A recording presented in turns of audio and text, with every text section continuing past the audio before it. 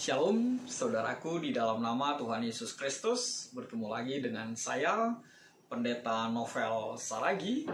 Firman Tuhan yang menyapa kita pada saat ini tertulis dalam Lukas pasalnya yang kedua, ayatnya yang ke-41 sampai ayatnya yang ke-52. Namun ada baiknya kita bersatu dulu di dalam doa. Kita berdoa. Bapa di dalam sorga, terima kasih Tuhan Yesus buat anugerah-Mu, kasih setia-Mu yang selalu berlimpah tercurah atas setiap kami. Bapa yang baik, satu kerinduan kami mau dengaran akan firman-Mu. Maka berfirmanlah Engkau Tuhan, sebab kami siap untuk menerimanya. Amin.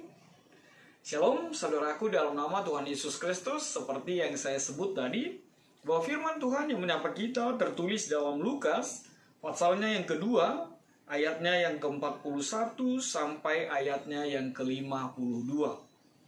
Begini firman Tuhan.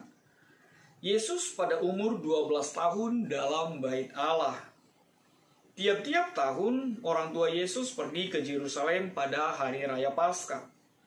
Ketika Yesus telah berumur 12 tahun, pergilah mereka ke Yerusalem seperti yang lazim pada hari raya itu.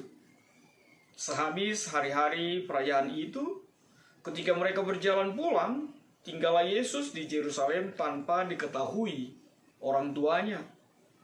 Karena mereka menyangka bahwa ia ada di antara orang-orang seperjalanan mereka. Berjalanlah mereka sehari perjalanan jauhnya, lalu mencari dia di antara kaum keluarga dan kenalan mereka. Karena mereka tidak menemukan dia, kembalilah mereka ke Yerusalem sambil terus mencari dia. Sesudah 3 hari mereka menemukan dia dalam bait Allah. Ia sedang duduk di tengah-tengah alim ulama sambil mendengarkan mereka dan mengajukan pertanyaan-pertanyaan kepada mereka. Dan semua orang yang mendengar dia sangat heran akan kecerdasannya dan segala jawab yang diberikannya. Dan ketika orang tuanya melihat dia, tercenganglah mereka. Lalu kata ibunya kepadanya, "Nak, mengapakah engkau berbuat demikian terhadap kami? Bapamu dan aku dengan cemas mencari engkau." Jawabnya kepada mereka, "Mengapa kamu mencari aku? Tidakkah kamu tahu bahwa aku harus berada di dalam rumah Bapakku?" Tetapi mereka tidak mengerti apa yang dikatakannya kepada mereka. Lalu ia pulang bersama-sama mereka ke Nazaret, dan ia tetap hidup dalam asuhan mereka. Dan ibunya menyimpan semua perkara itu di dalam hatinya. Dan Yesus makin bertambah besar, dan bertambah hikmatnya dan besarnya, dan makin dikasihi oleh Allah dan manusia. Demikian firman Tuhan. Shalom saudaraku yang diberkati dalam nama Tuhan Yesus Kristus. Pernah kehilangan anak? Pernah mencari-cari anakmu yang gak tahu di mana? Atau sudah bersama-sama turun dari kereta, lalu anaknya tidak kelihatan? Atau di pusat keramaian? Atau di mall? Atau ya, seperti apalah suasana hati seorang ibu yang kehilangan anak, seorang ibu yang terpisah dari anaknya. Sampai-sampai keluar pengumuman, perhatian telah ditemukan. Wah, pasti rasanya itu seperti apa ya? Pasti rasanya itu tidak bisa terungkapkan. Bagaimana ketakutan, bagaimana keringat, bagaimana pikiran-pikiran yang sudah entah kemana-mana. Apalagi kita dihadirkan dengan situasi banyaknya perjualbelikan anak-anak. Ya, pasti takutnya luar biasa sekali. Tapi ternyata Maria, ibunya Yesus, juga pernah mengalami hal yang sama. Dia kehilangan anaknya. Dia kehilangan Tuhan Yesus. Ketika mereka mengalami perjalanan ke Yerusalem, Dan firman Tuhan menceritakan Maria beserta rombongan pulang, lalu ternyata Yesus tidak ikut pulang. Saudaraku, di dalam nama Tuhan Yesus Kristus, sebelum kita sampai kepada situasi itu, firman Tuhan ini, teks yang kita baca, ini tergolong sesuatu yang unik sekali. Kenapa dikatakan unik? Karena memang firman Tuhan ini merupakan satu-satunya catatan Alkitab tentang kehidupan Yesus, antara masa bayi sampai dia memulai pelayanannya. Dan memang tanpa teks ini kita akan mencari tahu, kita pasti tidak akan dapat informasi yang jelas apa yang dilakukan oleh Yesus ketika dia seorang remaja. Saya secara pribadi, ketika dikatakan umur Yesus 12 tahun, senang sekali karena ada angka 12-nya. Apalagi 12-11 begitu ya. Hari yang spesial, hari yang luar biasa, 12-11 gitu ya. 12 tahun. Yesus diajak ke rumah Bapa di Yerusalem. Dan perjalanan dari Nazaret ke Yerusalem itu 80 mil. Bayangkan jauhnya begitu. Jauh sekali. Tapi lihatlah, hanya Lukas yang mencoba untuk menjembatani situasi itu di tengah-tengah kehidupan kita. Lukas mau kita tidak kehilangan cerita atau keberadaan Tuhan Yesus. Di manakah dia interval antara 12 tahun sampai di umur 30 tahun. Dan perikop kita saat ini, Lukas mau menegaskan identitas yang jelas tentang keberadaan Yesus, Tuhanmu itu, Tuhan kita itu. Identitas yang ganda, di mana Yesus sebagai Allah, juga Yesus yang murni seutuhnya adalah manusia. Saudara yang diberkati di dalam nama Tuhan Yesus Kristus, melihat firman Tuhan ini, kita melihat bahwa Allah Bapa tidak salah memilih Yusuf dan Maria menjadi orang tuanya Yesus. Walaupun bukan orang tua biologis.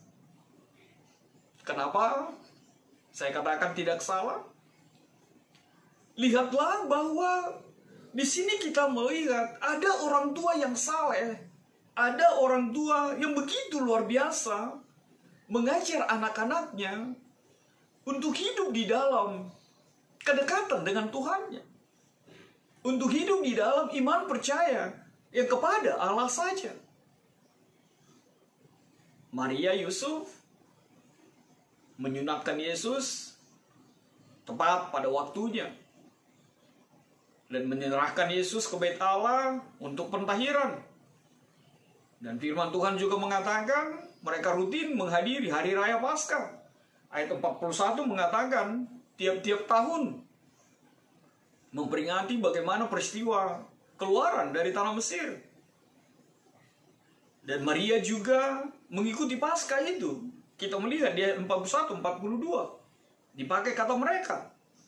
Padahal kita tahu tidak ada keharusan bagi seorang perempuan untuk mengikuti Paskah di Yerusalem. Tapi itu pun mereka lakukan sebagai keluarga yang saleh, sebagai keluarga yang diberkati, sebagai keluarga yang mengenal siapa Allahnya di dalam kehidupan mereka. Dan mereka mengikut sertakan Tuhan Yesus di masa mudanya, di umurnya yang ke-12 tahun. Mereka mau mengajarkan Tuhan Yesus akan makna hari raya Paskah itu. Akan makna bagaimana Allah Bapa memberikan kekuatan, menghadirkan keselamatan kepada bangsa itu. Mari kita melihat situasi yang diajarkan kepada anaknya. Dan ini menjadi sesuatu yang sangat berharga bagi orang tua saat ini. Sudahkah kita mendidik anak kita sebagaimana apa yang dipertunjukkan oleh Yusuf dan Maria ketika mendidik anaknya membesarkan Tuhan Yesus. Makanya saya kagum sekali buat seorang sahabat yang nyetir sendiri, lalu anaknya diantar jemput, masak sendiri, menjemput lagi, lalu mengantar lagi. Sampai ganti baju pun, anaknya di mobilnya di bagian bangku belakang, dilakukan sendiri. Wonder Woman, perempuan yang hebat, membesarkan anaknya, mendidik anaknya, seturut dengan apa yang Allah mau terjadi di dalam kehidupan mereka. Dan ini mengkritisi seorang ibu, mengkritisi seorang bapak. Sudahkah kita mengajarkan kepada anak kita bagaimana mereka mengenal karya Allah di tengah-tengah kehidupannya? Bayangkan, sampai perjalanan 80 mil pun mereka lakukan demi untuk mengingat karya Allah di tengah-tengah kehidupan mereka. Sudahkah orang tua seperti itu? Atau jangan-jangan orang tua hanya mengajarkan, tapi orang tuanya tidak ibadah? Atau jangan-jangan orang tuanya tidak beribadah, bahkan anaknya juga lebih lagi? Bukankah dulu juga ketika mula-mula pandemi COVID-19 ini, ada juga orang tua yang bingung, bagaimana ya ibadah di rumah? Bagaimana ibadah sendiri, begitu ya? Walaupun akhirnya secara perlahan, akhirnya ketemu juga solusi yang terbaik. Akhirnya bisa beribadah di rumah dengan baik bersama dengan anggota keluarga. Saudaraku, di dalam nama Tuhan Yesus, kita kembali kepada firman Tuhan ini. Setelah mengikuti perayaan Paskah, ternyata ada masalah terjadi. Masalahnya apa? Yesus tinggal di Yerusalem. Ya, mungkin kalau ibu-ibu seperti kalimat saya yang pertama tadi, wah mungkin sudah tidak tahu seperti apa gundah gulananya, resahnya gitu ya.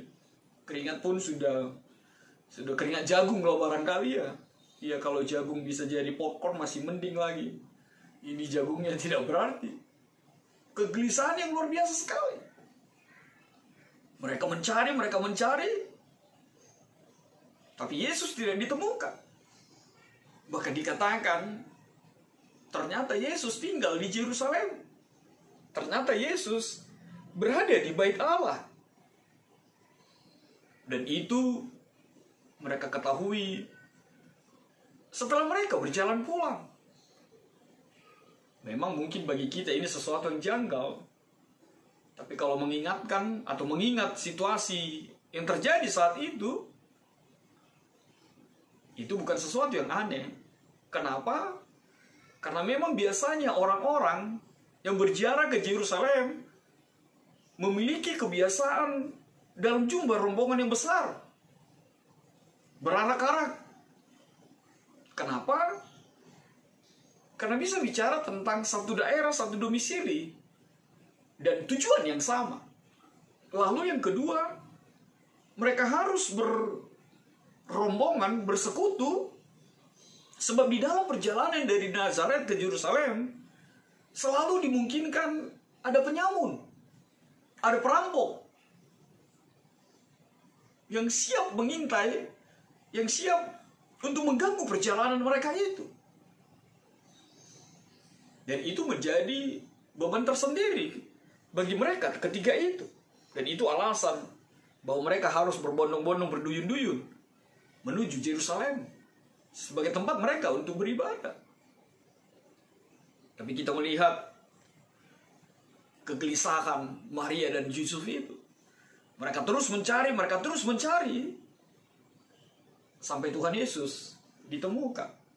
Dan ini juga menjadi pesan terindah bagi kita, bahwa setiap pribadi yang mencari Tuhan, mencari Tuhan, ingin bertemu Tuhan, dipastikan seperti firman Tuhan ini, Anda akan menemukannya, saudara akan menemukannya. Maka carilah Tuhan.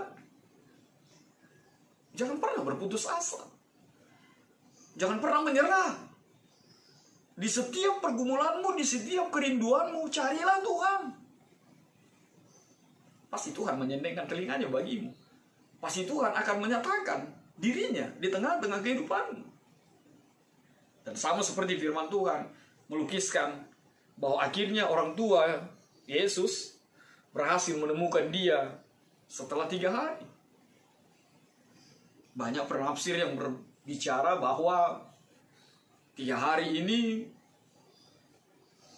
dijelaskan bicara tentang sejak kepulangan mereka ke Yerusalem, itu 1 hari perjalanan pulang, lalu 1 hari perjalanan balik ke Yerusalem, dan 1 hari mereka mencari Yesus di Yerusalem.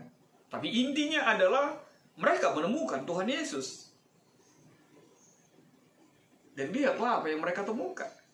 Ketika mereka menemukan Tuhan Yesus sedang asik ngobrol, sedang asik tanya jawab, sedang asik dialog dengan alim ulama. Bayangkan dengan umur 12 tahun.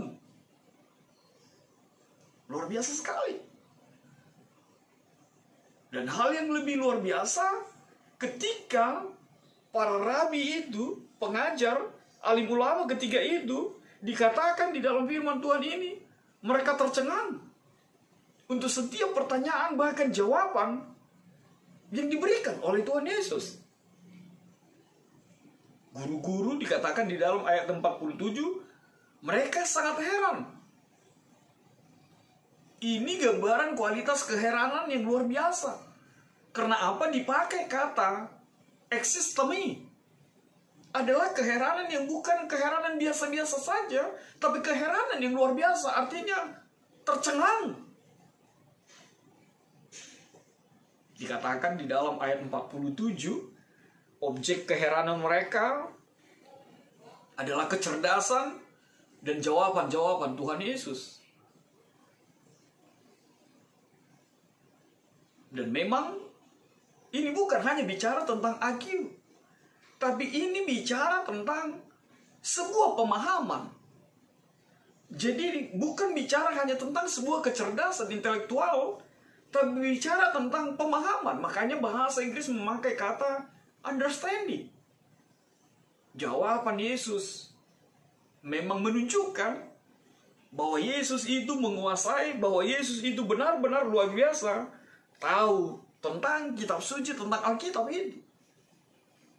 Dan kita melihat bukan hanya alim ulama, guru-guru itu yang tercengang, tapi juga orang tuanya, Yusuf dan Maria.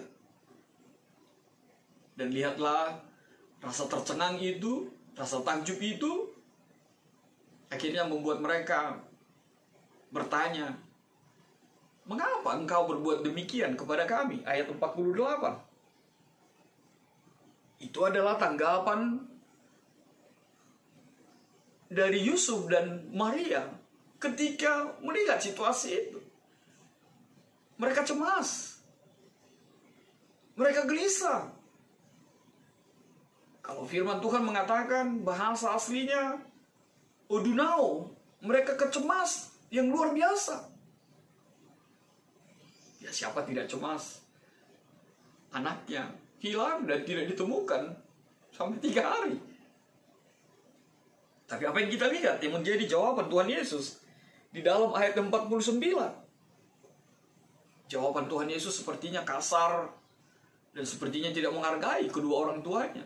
Sebab apa? Yesus mengatakan, kenapa engkau mencari aku? Bukankah seharusnya aku berada di rumah Bapakku? Benarkah itu sebuah kekasaran? Tentu tidak. Kalau kita melanjutkan di dalam ayat yang selanjutnya, mengapa kamu mencari aku? Tidak tahukah kamu bahwa aku harus berada di dalam rumah Bapakku? Tetapi mereka tidak mengerti apa yang dikatakan oleh Yesus, oleh mereka. Mereka tidak tahu, tidak mengerti apa yang dikatakan. Makna dari perkataan Tuhan Yesus itu mungkin kasar, sekali lagi mungkin kasar buat kita tidak membaca secara utuh. Tapi lihatlah rasa hormat Tuhan Yesus itu. Dikatakan ayat ke-51, lalu ia pulang bersama-sama mereka ke Nazaret. Artinya apa? ada kepatuhan seorang anak, layaknya seorang manusia yang patuh kepada orang tuanya, yang menghormati orang tuanya, yang hidup di dalam titah yang kelima. Begitu menghormati orang tuanya. Jadi tidak ada bentuk kekasaran di sana, tidak ada sesuatu yang negatif di sana. Tapi Tuhan Yesus mau menegaskan kepada kita bahwa memang tempatnya adalah di rumah Bapaknya. Bahwa tempatnya adalah selalu merindukan rumah Tuhan. Bahwa tempatnya adalah selalu berada dekat dengan Bapaknya. Dan biarlah itu menjadi sesuatu yang diingatkan bagi kita. Bahwa tempat kita, bahwa kerinduan kita, bahwa keinginan kita berada di rumah Tuhan. Bersekutu dengan Tuhan. Sebab firman Tuhan mengatakan, lebih baik 1 hari di rumah Tuhan daripada 1000 hari di tempat lain. Lebih baik 1 hari di pelataranmu daripada 1000 hari di tempat lain. Ya. Dan apa yang dikatakan oleh kebenaran firman Tuhan ini semakin menegaskan bahwa Tuhan Yesus itu 100% Allah dan 100% manusia. Ayat ke-52 mengatakan, dan Yesus bertambah besar, bertambah hikmat dan besarnya, dan makin dikasihi oleh Allah dan manusia. Artinya apa? Yesus bukan bayi ajaib. Seperti apa yang sering kita dengar di cerita-cerita khayalan, di cerita-cerita dongeng. Yesus itu hidup berproses. Betul seperti seorang manusia. Sama dengan manusia, kecuali dalam dosa. Dia bertumbuh, bertumbuh, bertumbuh. Semakin dikasihi Allah dan semakin dikasihi manusia. Saudaraku diberkati dalam nama Tuhan Yesus Kristus. Lalu pesan apa yang bisa kita lihat di dalam situasi firman Tuhan pada saat ini? Tidak lain adalah Tuhan mau katakan bahwa tetaplah miliki kerinduan bersama Tuhan. Kerinduan di rumah Tuhan. Sampai kapanpun di dalam kehidupan. Dan carilah dia selagi Tuhan masih mau dicari. Lalu apa yang kedua? Tuhan mau katakan bagi kita, ajarlah, didiklah anakmu, bertumbuhlah anakmu di dalam takut akan Tuhan, melakukan perintah Tuhan. Dan apapun yang menjadi tantangannya, lakukanlah itu. Sehingga anak-anakmu akan bertumbuh, semakin dikasihi banyak orang, dan semakin dikasihi oleh Allah Bapa. Lalu apa yang terakhir yang mau dinyatakan ke dalam kebenaran firman Tuhan pada saat ini? Saudaraku di dalam nama Tuhan Yesus, ingatlah kehidupan Tuhan Yesus. Bahwa Tuhan Yesus juga menunjukkan ketaatan untuk apa yang dinyatakan oleh Bapaknya. Dan biarlah ketaatan itu juga kita miliki di tengah-tengah kehidupan kita. Maka taatlah, maka setialah kepada Tuhan itu. Sebab di sanalah mahkota keselamatan diberikan kepadamu. Amin. Kita bersatu dalam doa. Terima kasih Tuhan Yesus yang baik buat kebenaran firman-Mu, dan biarlah firman-Mu menjadi kuat kami, merindukan dan hidup di dalam kebenaran firman. Dalam kasih-Mu Tuhan, enyahkanlah virus corona ini. Amin.